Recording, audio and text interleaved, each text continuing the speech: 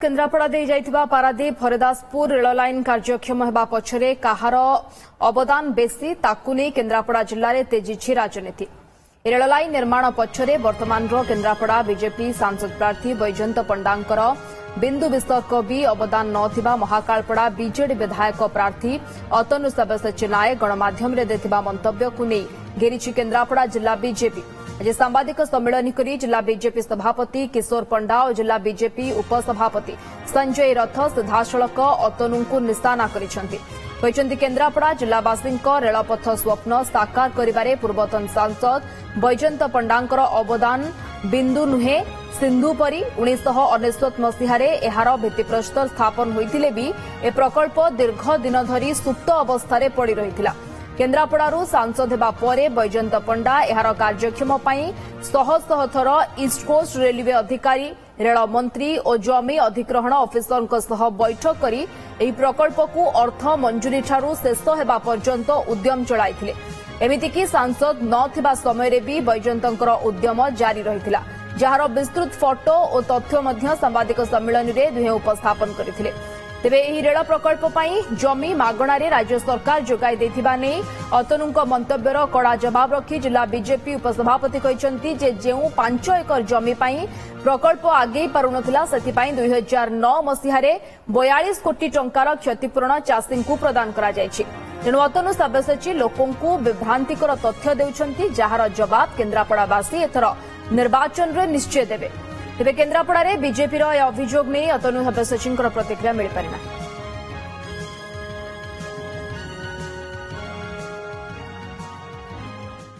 आदरणीय बैजयंत पंडा जे कि सांसद थिले तांको उद्यम कारणरू अक्लांत परिश्रम कारणरू आज केन्द्रापड़ा रे रेलवे संयोगीकरण संभव हो पारला। केन्द्रापड़ा रेल संयोगीकरण हैला। से प्रकल्प किए करछंती एक कथा केन्द्रापड़ार जनसाधारण अतनु बाबू को जवाब देबे। दीर्घ 25 वर्ष धरिकरी ओडिशा रे गोटे सरकार बिजु जनता दलर सरकार चली एवं 15 वर्ष धरी महाकालपड़ा को प्रतिनिधित्व करछंती अतनु सब्यसाची नायक। कौन करिछंती से महाकालपड़ा अंचल पई ओडिशा सरकार जेमती केंद्र सरकार को विभिन्न योजना को निज नारे ब्रांडिंग करी लोक भुआ बुलाउछंती। ये विधायक महोदय मध्य सबुबले लोक भुआ बुलाइछंती, तार अनेक उदाहरण अछि। शासक दलर पेंडाल बांधुथिबा मंत्री कहिले जे बैजयंत पंडांकर ओडिशा रे जो हरदासपुर पारादीप रेल लाइन में बिंदु विसर्गर कंट्रीब्यूशन नाही। सी जानी रखिबा दरकार बिंदु विसर्ग नुह आपणकर बिंदुर जो कहती सारा समुद्र कंट्रीब्यूशन अच्छी। जितेबाला बैजयंत बाबू एटी दायित्व नेले लोकसभा निर्वाचित हेले एमपी भाव में आपणकर 5 एकर जगह जंगल जमी थिला जो पई अटकिकरी थिला समुदा 42 एकर जगह आपण रेलवे रे जाउतला। चाषी माने क्षतिपूरण पाई नथिले।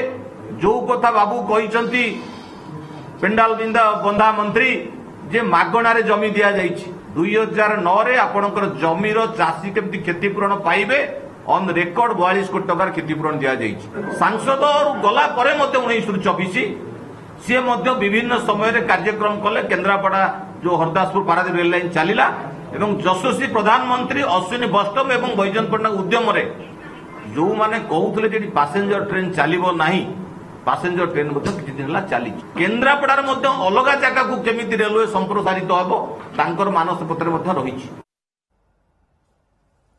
एबे आसंतु सुनिबा गत 25 तारिख दिन पारादीप हरिदासपुर रेल लाइन संपर्क में कौन कहते बीजेडी नेता अतनु सब्यसाची नायक। स्पष्ट भाव में आपण मान जरिया कहूँ केन्द्रापड़ा दैतारी पारादीप जो रेलपथ देवगौड़ा जी एवं विजु पट्टनायक एवं से समय आउ जड़े केन्द्रमंत्री थिले जनता दलर एमाने 3 जण मिसिकिरी भुवनेश्वर मीटिंग करिकरी ईस्ट कोस्ट जोन होइतिला एवं ए दैतारी पारादीप रेलपथर जन्म नहीं।